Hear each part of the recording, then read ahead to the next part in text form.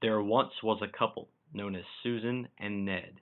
They were driving down a stretch of wooded highway. Lightning crashed, thunder roared. The sky went dark in the torrential downpour. "We'd better stop," said Susan. Ned nodded his head in agreement. He stepped on the brake, and suddenly the car started to slide on the slick pavement.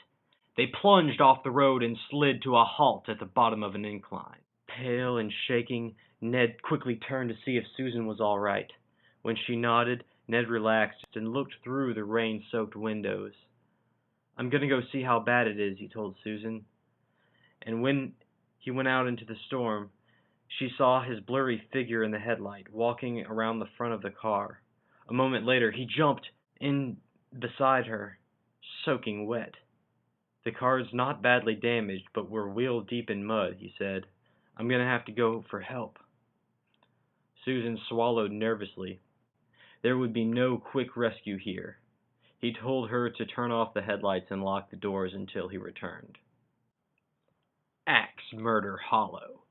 Although Ned hadn't mentioned the name earlier, they both knew what he was thinking when he told her to lock the door and not open it for anyone else.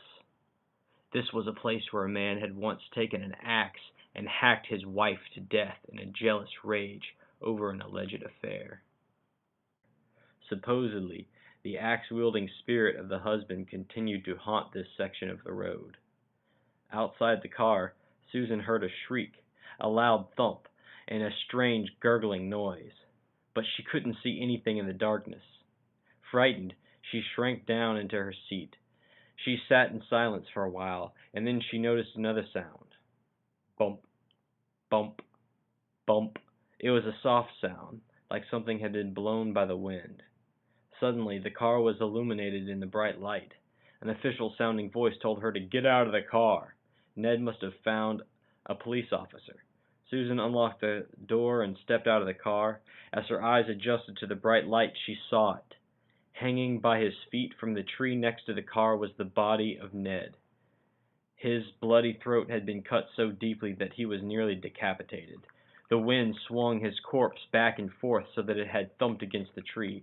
Bump, bump, bump. Susan screamed and ran toward the voice and the light. As she drew close, she realized the light was not coming from a flashlight. Standing there was a glowing figure of a man with a smile on his face and a large, solid, and definitely real axe in his hands. She backed away from the glowing figure until she bumped into the car.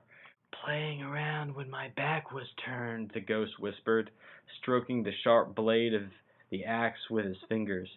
"You've been very naughty." The last thing she saw was the glint of the axe blade in the eerie, incandescent light.